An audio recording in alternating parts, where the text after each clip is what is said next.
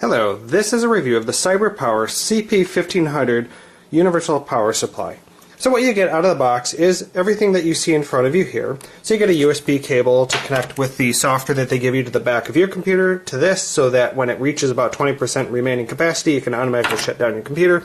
Just for surge protection, they give you an extra link for cable modems or fax phone lines. You get manuals. The manual is worth a quick read through. It's actually not a manual that's just BS like some manuals. I thought it was worth a read through. They also separately give you a list of the details of what all the buttons do, because there's only 3 buttons on the front of it. So if we look at here in the front of the unit, there's only 3, but they do more than just 3 operations, depending on how long you hold them. And you can start to press combinations, like you press 2 of them at a time to adjust the sensitivity level for when it trips the power supply, or another 2 to reset the count timer. So that's what you get, and of course then you get the actual device here. So it's fairly smaller than you might expect, but it's very heavy for its size. So all the way in the back here we see we have extra surge protection for your phone/network, surge protection for your cable modem. Here's your USB port for connecting to your computer with the software that can shut it down. And then you get 2 banks of surge protection, and only one of which will be covered for battery. So only 4 of these switches, these right here, of the outlets that is, will actually provide an uninterruptible power supply. So anything that you do not want to get cut when the power goes, you need to put it on this side here. All of this stuff, if the power trips, it's just gone. It's just at least providing surge protection. Also note that they did offset one of the outlets at the top here on both sides, so that if you have a larger brick adapter, you can plug it right on in there. And it won't get in the way as much. These other ones here are going to be bunched right next to each other. There are dongle cables out there from other brands that if you have a tight spot that you want to have a bunch of large bricks, you just run a little dongle cable and connect it down there. I have those and separately reviewed them as well. There's another 2 outlets behind this. They're just warning you that these are surge only on this side here, so you can remove that sticker when you're ready. If we go around to the front, we can see what's on the front of it. So here you have the basic power button, you have the 3 switches, and then you have the USB charging ports. This is a standard 1 amp USB charging port, so if you have phones and other things that had a USB cable for charging, it's just the standard stuff that you'd expect there. And now it does come in a box that ships 2 models, and it'll tell you on the box which one it actually supports that comes inside this one. Of course, you can also verify with what says right on front of your unit, and the manual will be for both of them as well. Now, this thing's quite heavy. So on the bathroom scale, we say it weighs 28.5 pounds for the entire box. So here it is. You'll see it over here on the right to give you some perspective next to the size of 2 other computers that I have sitting here. So let's take a closer look at it. So you'll see it has a shiny case on the front here that you've seen before. And here's your main power button, and then this is the thing, you can press the toggle button here to take a look at the different settings. You press it for a second and it starts to come on. You'll see that I'm currently have an estimated run time of about 60 minutes or an hour, and it'll tell me right here my approximate load and battery charge. So let's go ahead and cycle through those so we can see some other interesting things. Here it's the number of events. So I have lost power to this unit 21 times so far, because every time my dryer changes cycles, it causes my my other power strip to kick it. So I have a monster power center back here that cuts the power every time the power fluctuates. So what I've done now is I plugged this guy into my monster power center so that it can still do its power cleaning. But it had been doing cutting, so that's what this is for. We can cycle through and see other things. We'll see the input voltage, the output voltage, that's currently the output hertz, and then the current wattage. So it's about 117 watts coming out of right now, which is my monitor, a laptop, and a router. And an approximate percentage, so it's about 13% capacity on my current settings. And you can hold this button to turn it off, so I'm going to hold the display button, and you can cycle it through some different modes. There we go. And then you can just go press it again to make it come back on. Now take note of the power button that's on the front of this. It works notably differently than your usual toggle switch that you have on power strips. So it's really meant to be an uninterruptible power supply, so it's protecting you for your own good. So to turn it off, you have to actually hold the button. So watch. And there, it went off. And then turn it back on, it's going to be the exact same thing. You can't just press it. That does nothing. It's the same as turning it off. Hold the button. There we go. Now it's coming back on. So you have to hold it for a few seconds in order for it to come back on and turn it off. Now there are 4 things to note about this that you're going to want to be aware of. So let's talk about them really quickly. So number 1 is there's a big white sticker on the top of it. Now I couldn't peel mine off very easily, and it looked like I might end up ripping it off, so I didn't want to do that. So keep where it's nice and black with a nice finish, but you will have a big white sticker on the top. You might be able to get it off, but it didn't look like it readily comes off. Second thing is that it has a slight battery smell to it at first. Now it's very minor. It's something that I have no problem sitting it in my office. I'm not worried about it at all. But when you'll have this fresh, slight battery smell to it at first when it's fresh out of the box. Third thing is the thing is heavy, really heavy. So in my case here, to heft it on in here, I had to heft it back here.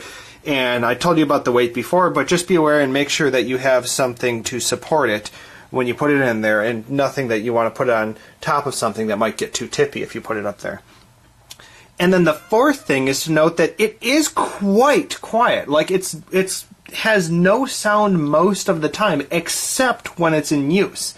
When this thing trips, there's actually fans inside that will pull air in around the down. There's some slots down around the sides, on both sides, and it will have a fan that's running, and you will be able to hear it, but it is not a loud fan, but it is audible, but it's only for a short amount of time when it kicks on. So when the power trips for the next 10 minutes, I might hear the fans running inside this thing after the power comes back on, and then eventually it makes no noise.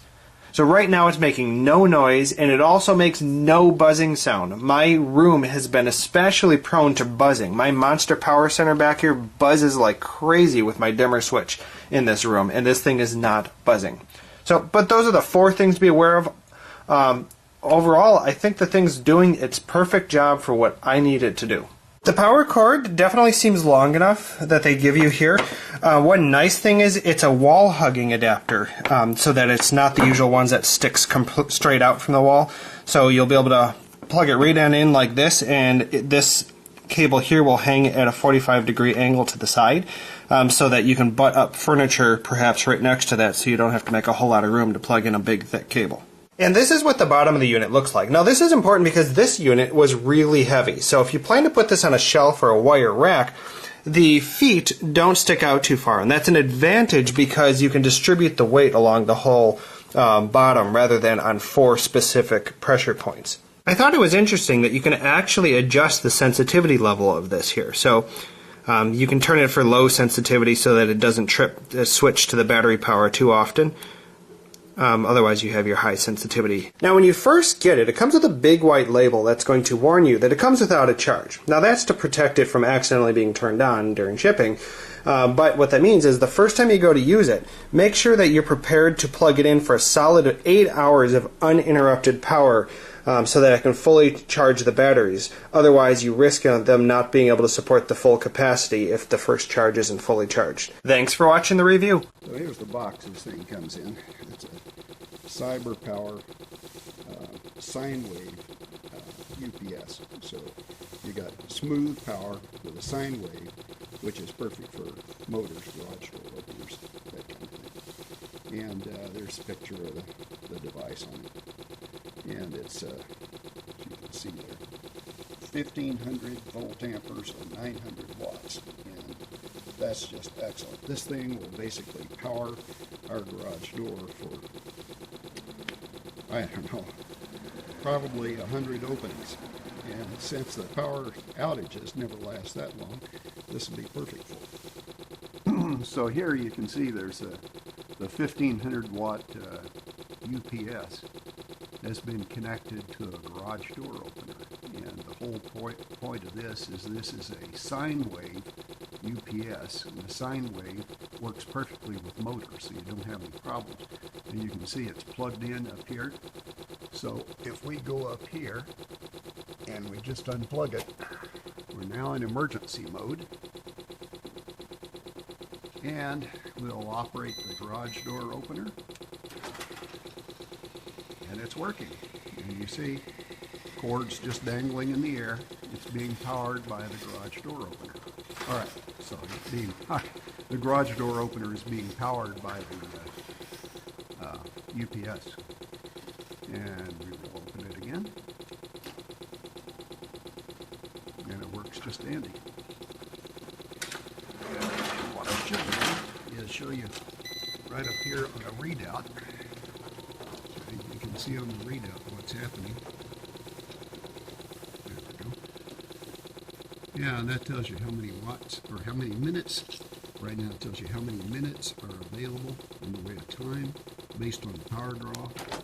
And you'll see that changes, because if it continued at that rate, it would only have 50, 60, 80 minutes available. And so, but overall, it's still got, it says 118, 119 minutes. But that's just because the lights are still on right here. But, because there's still a power draw. But when we put the full load of the garage door opener on, you can see it draws it down to fewer minutes. But then that's going to recover as soon as it stops, because then it'll just be the lights. And there you go. Okay. So quite a bit of time available on it. And then we can just take this power cord here and put it back up into that wall outlet. And we're back, and you see this is back to just telling you got, it's 120 watts. No, I'm sorry, that's 120 volts. I don't know what I'm talking about. Yeah, so what I meant to say was this is 120 volts because it went back into telling you the input power is 120 volts, and then it has filtered power that's going out of here. And then, of course, it timed out, so it doesn't have the display on all the time. But it'll tell you what the voltage is in the case of when it's plugged in. And when you unplug that, then it tells you how many minutes you've got in your UPS before it's dead, which is a really handy thing to have. But the beautiful thing is you got an older garage door opener and it doesn't have battery backup. You can add it by adding this UPS.